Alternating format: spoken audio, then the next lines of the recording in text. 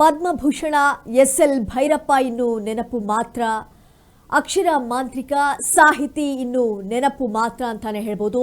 ಇಂದು ಮೈಸೂರಿನಲ್ಲಿ ಎಸ್.ಎಲ್. ಭೈರಪ್ಪ ಅವರ ಅಂತ್ಯಕ್ರಿಯೆ ನೆರವೇರಲಿದೆ.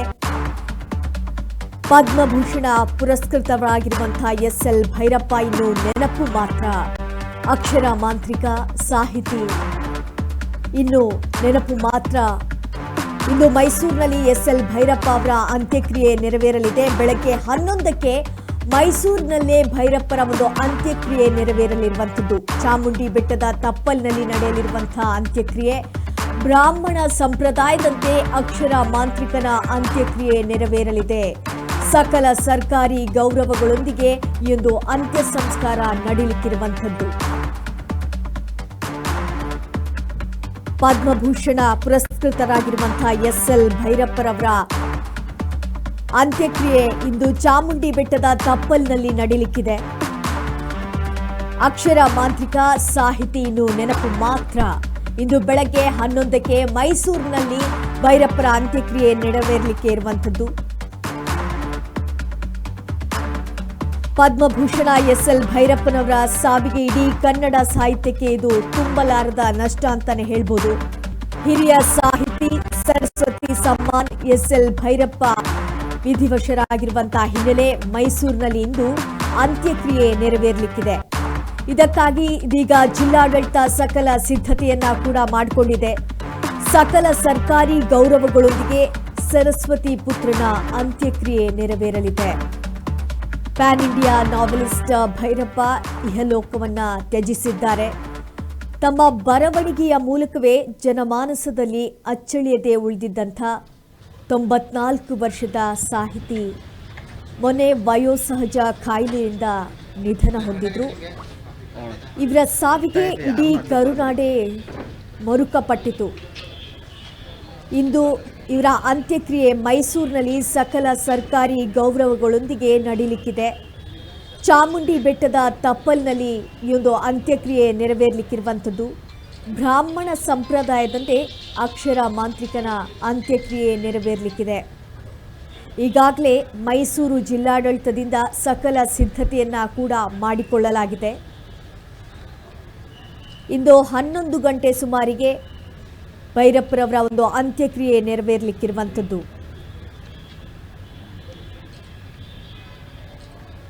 ನಿನ್ನೆ ಬೆಂಗಳೂರಿನ ರವೀಂದ್ರ ಕಲಾಕ್ಷೇತ್ರದಲ್ಲಿ ಅಂತಿಮ ದರ್ಶನವನ್ನು ಪಡೆದ ಬಳಿಕ ಮೈಸೂರಿಗೆ ಪಾರ್ಥಿವ ಶರೀರವನ್ನ ತಂದು ಮೈಸೂರಿನ ಕಲಾಮಂದಿರದಲ್ಲಿ ಅಂತಿಮ ದರ್ಶನಕ್ಕೆ ಅವಕಾಶವನ್ನ ಮಾಡಿಕೊಡಲಾಗಿತ್ತು.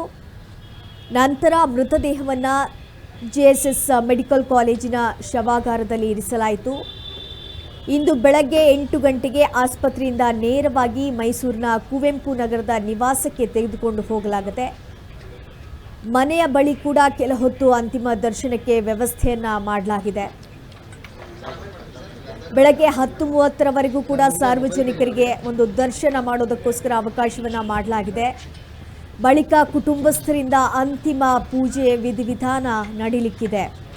ನಂತರ ಅಂತ್ಯಕ್ರಿಯೆಯನ್ನ ಚಾಮುಂಡಿ ಬೆಟ್ಟದ ತಪ್ಪಲಿನಲ್ಲಿ ಬ್ರಾಹ್ಮಣ ಸಂಪ್ರದಾಯದಂತೆ ನೆರವೇರಲಿಕ್ಕಿದೆ. ಹಿರಿಯ ಸಾಹಿತಿಗಳಿಗೆ ಜಿಲ್ಲಾಡಳಿತ ಸಕಲ ಸರ್ಕಾರಿ ಗೌರವಗಳೊಂದಿಗೆ ಅಂತಿಮ ನಮನವನ್ನ ಸಲ್ಲಿಸಲಿದೆ. ಈ ಸಂಬಂಧ ಸಿಎಂ ಸಿದ್ದರಾಮಯ್ಯ ಅವರು ಕೂಡ ಒಂದು ಸೂಚನೆಯನ್ನ ನೀಡಿದ್ದು ಸಿದ್ಧತೆಗಳು ಕೂಡ ಈಗಾಗಲೇ ಆಗಿದೆ.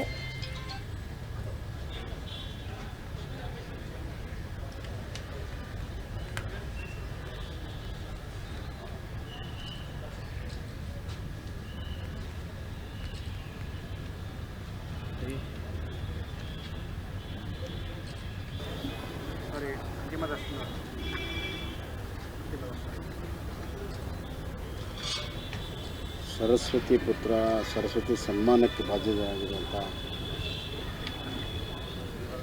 ಕಳೆದ ಶತಕದಲ್ಲಿ ತಂದೆ ಆದಂಥ ಒಂದು ಗುರುತನ್ನು ದಿಗ್ಗಜರಲ್ಲಿ ತಂದೆ ಆದ ಗುರುತನ್ನು ಮಾಡೋದರಲ್ಲಿ ಅತ್ಯಂತ ಯಶಸ್ವಿಯಾಗಿರುವಂಥ ಕ್ರಿಯಾಶೀಲ ವ್ಯಕ್ತಿತ್ವ, ಸಾಹಿತಿ, ಬರಹ, ಅತ್ಯಂತ ಹಿರಿಯ ಜೀವ ಇವತ್ತು ನಮ್ಮನ್ನು ಬಿಟ್ಟು ಅಗಲಿದೆ. ಒಂದು ವ್ಯತ್ಯಾಸ, ಭಾಳಷ್ಟು ಸಾಹಿತ್ಯ ರಚನೆ ತಮ್ಮನ್ನು ತಾವೇ ಹೊರಗಡೆ ಇಟ್ಟುಕೊಂಡು ಸಮಾಜವನ್ನು, ವಿಚಾರವನ್ನು, ಪದ್ಧತಿಗಳನ್ನು, ಅವುಗಳನ್ನು ವಿಶ್ಲೇಷಣೆ ಮಾಡ್ತಾರೆ. ತಾವು ಹೊರಗಡೆ ಇರ್ತಾರೆ, ವ್ಯವಸ್ಥೆಯನ್ನು ಎಲ್ಲ ರೀತಿಯ ವಿಶ್ಲೇಷಣೆ ಮಾಡ್ತಾರೆ. ಆದರೆ ಭೈರಪ್ಪವ್ರು ಹೆಂಗಂದರೆ ತಮ್ಮನ್ನು ಒಳಗೊಂಡಂತೆ ಎಲ್ಲ ವಿಚಾರಗಳ, ವೈಚಾರಿಕತೆಗಳ, ಎಲ್ಲ ಸಂದರ್ಭಗಳ, ಎಲ್ಲ ವಸ್ತುಸ್ಥಿತಿಯ ಎಲ್ಲ ಸತ್ಯಗಳನ್ನು ತಾವು ಒಳಗೊಂಡಂತೆ ಸಾಹಿತ್ಯ ರಚನೆ ಮಾಡಿದ್ದಾರೆ. ಹೊರಗಡೆ ನಿಂತುಕೊಂಡು ಸಾಹಿತ್ಯ ರಚನೆ ಮಾಡೋದಕ್ಕೂ ಒಳಗಡೆ ಇದ್ದು ಸಾಹಿತ್ಯ ರಚನೆ ಮಾಡೋದಕ್ಕೂ ಭಾಳ ವ್ಯತ್ಯಾಸ ಇದೆ. ಅದು ತಮ್ಮ ಆತ್ಮಾವಲೋಕನ, ತಮ್ಮ ಆತ್ಮವಿಮರ್ಶೆಯೂ ಕೂಡ ಆಗುತ್ತೆ. ಇದೊಂದು ಅವರ ವಿಶೇಷತೆ. ಭಾಳ ಬಹುತೇಕ ಕನ್ನಡ ನಾಡಿನ ಸಾರಸತ್ವ ಲೋಕದ ದಿಗ್ಗಜ SL ಭೈರಪ್ಪನವರ ಪಾರ್ಥಿವ ಶರೀರಕ್ಕೆ ಪುಷ್ಪಾರ್ಚನೆ ಮಾಡಿ ಮತ್ತೆ ಅವರಿಗೆ ಒಳ್ಳೆ ಸದ್ಗತಿಯನ್ನು ಕೊಡಲಿ ಅಂತ ಹೇಳಿ ತಾಯಿ ರಾಜರಾಜೇಶ್ವರಿಯಲ್ಲಿ ಪ್ರಾರ್ಥನೆ ಮಾಡಿ ಬಹುಶಃ SL ಭೈರಪ್ಪನವರು ಅವರ ಸಾಧನೆ, ಅವರ ಪುಸ್ತಕಗಳು ಪ್ರಸ್ತುತತೆ ಹೆಚ್ಚು. ಎಲ್ಲ ವಯಸ್ಸಿನವರನ್ನು ಕೂಡ ಅವರನ್ನು ಸಾರ್ಥಕತೆಯನ್ನು ಮೆರೆದಂಥವರು SL ಭೈರಪ್ಪ. ನಮ್ಮ ಮೈಸೂರಿನಲ್ಲಿ ಬಂದು ಅವರು ವಾಸ್ತವ್ಯ ಮಾಡಿ ಸಾಂಸ್ಕೃತಿಕ ಸಾಹಿತ್ಯಿಕ ನಗರಿಗೆ ಒಂದು ದೊಡ್ಡ ಗೌರವವನ್ನು ಕೂಡ ಕೊಟ್ಟಂತ ಕನ್ನಡ ನಾಡಿನ ಸಾರಸತ್ವ, ಕನ್ನಡ ಸಾರಸ್ವತ ಲೋಕದ ದಿಗ್ಗಜ SL ಭೈರಪ್ಪನವರು ನಿನ್ನೆ ಬೆಳಗ್ಗೆ ನಮ್ಮನ್ನು ಅಗಲಿದ್ದಾರೆ. ಅವರಿಗೆ ಸಕಲ ಸರ್ಕಾರಿ ಗೌರವದೊಂದಿಗೆ ಅವರ ಅಂತ್ಯ ಸಂಸ್ಕಾರವನ್ನು ಮಾಡಬೇಕು ಅಂತ ಮಾನ್ಯ ಮುಖ್ಯಮಂತ್ರಿ ಸಿದ್ದರಾಮಯ್ಯ ಸಾಹೇಬರು ಸೂಚನೆಯನ್ನು ಕೊಟ್ಟಿದ್ದಾರೆ. ನಮ್ಮ ಮಾದೇವಪ್ಪ ಸರ್, ಜಿಲ್ಲಾ ಉಸ್ತುವಾರಿ ಸಚಿವರು, ಅವರು ಬಂದು ಈಗ ಕಲಾಮಂದಿರದ ಎದುರುಗಡೆ ಅವರಿಗೆ ಶ್ರದ್ಧಾಂಜಲಿಯನ್ನು ಅರ್ಪಿಸಿದ್ದಾರೆ. ಮಾದೇವಪ್ಪ ಸರ್ ಅವರು ಇಲ್ಲಿ ಜಿಲ್ಲಾಡಳಿತಕ್ಕೆ ಸೂಚನೆಯನ್ನು ಕೂಡ ಕೊಟ್ಟಿದ್ದಾರೆ. ಹಾಗೆ ಮಾನ್ಯ ಮುಖ್ಯಮಂತ್ರಿಗಳ ಸೂಚನೆಯೂ ಕೂಡ ಇದೆ. ಅವರಿಗೆ ಅವರ ಅಂತ್ಯ ಸಂಸ್ಕಾರವನ್ನು ಸಕಲ ಸರ್ಕಾರಿ ಗೌರವಗಳೊಂದಿಗೆ ನಾಳೆ ಬೆಳಗ್ಗೆ 11 ಗಂಟೆಗೆ ಚಾಮುಂಡಿ ಬೆಟ್ಟದ ತಪ್ಪಲಿನಲ್ಲಿರುವಂಥ ಸ್ಮಶಾನದಲ್ಲಿ ನೆರವೇರಿಸಲಾಗುತ್ತೆ. ಇಲ್ಲಿ ಕಲಾಮಂದಿರದ ಹತ್ತಿರ ಇನ್ನೂ ಕೆಲವು ಸಮಯ ಸಾರ್ವಜನಿಕರ ದರ್ಶನಕ್ಕೆ ಅವರ ಪಾರ್ಥಿವ ಶರೀರವನ್ನು ಇಲ್ಲಿ ಇಡಲಾಗುತ್ತೆ. ಅದಾದ ನಂತರ JSS ಹಾಸ್ಪಿಟಲ್ನಲ್ಲಿ ಫ್ರೀಸರ್ನಲ್ಲಿ ಇಡಲಾಗುತ್ತೆ. ನಾಳೆ ಬೆಳಗ್ಗೆ 8 ಗಂಟೆಗೆ JSS ಹಾಸ್ಪಿಟಲ್ನಿಂದ ಅವರ ಮೃತದೇಹವನ್ನು ಅವರ ಮನೆಗೆ ತಂದು ಅಲ್ಲಿ ಕೂಡ ಸಾರ್ವಜನಿಕರ ದರ್ಶನಕ್ಕೆ ಇಡಲಾಗುತ್ತೆ. ತದನಂತರ ನೇರವಾಗಿ ಅಂತ್ಯಕ್ರಿಯೆಗೋಸ್ಕರ ಚಾಮುಂಡಿ ಬೆಟ್ಟದ ತಪ್ಪಲಿನಲ್ಲಿರುವಂತಹ ಚಿತಾಗಾರಕ್ಕೆ ತೆಗೆದುಕೊಂಡು ಹೋಗಲಾಗುತ್ತೆ. ಕನ್ನಡ ಸಾರಸ್ವತ ಸಾಹಿತ್ಯ ಲೋಕದ ಮೇರು ಪರ್ವ SL ಭೈರಪ್ಪ ಅವರು. ಅವರ ಕಾದಂಬರಿಗಳು, ಅವರ ಬರವಣಿಗೆಗಳು ಯುವ ಜನತೆಯಲ್ಲಿ ಓದುವ ದಿಕ್ಕನ್ನೇ ಬದಲಾಯಿಸಿದಂಥವ್ರು. ವಂಶವೃಕ್ಷ,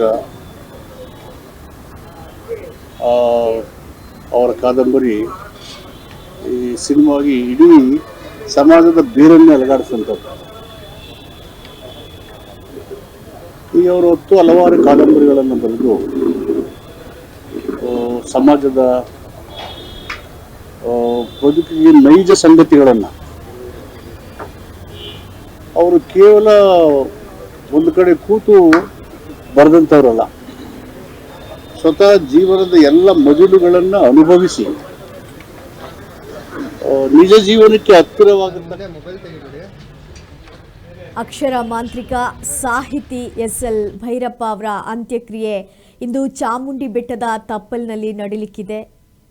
ಈ ಹಿನ್ನೆಲೆಯಲ್ಲಿ ಮಾಜಿ CM ಬಸವರಾಜ ಬೊಮ್ಮಾಯಿ ಹಾಗೆ ವಿಶ್ವನಾಥ್ ಅವರು ಪ್ರತಾಪ್ ಸಿಂಹ ನಾಯಕ್ ಹಾಗೂ ಇನ್ನಿತರ ರಾಜಕೀಯ ನಾಯಕರು ಕಂಬನಿಯನ್ನ ಮಿಡಿದಿದ್ದಾರೆ. ಒಟ್ಟಾರೆ ಎಸ್.ಎಲ್. ಭೈರಪ್ಪನವರಂಥ 25 ಕಾದಂಬರಿ, 6 ಪ್ರಬಂಧ, 1 ಆತ್ಮಚರಿತ್ರೆ, 4 ಚಲನಚಿತ್ರವಾದಂತಹ ಕಾದಂಬರಿಗಳನ್ನು ಈ ಕನ್ನಡ ಸಾಹಿತ್ಯಕ್ಕೆ ನೀಡಿ ಜನಮಾನಸದಲ್ಲಿ ಅಜರಾಮರವಾಗಿ ಉಳಿದುಕೊಂಡಿದ್ದಾರೆ ಅಂತಾನೆ ಹೇಳ್ಬೋದು.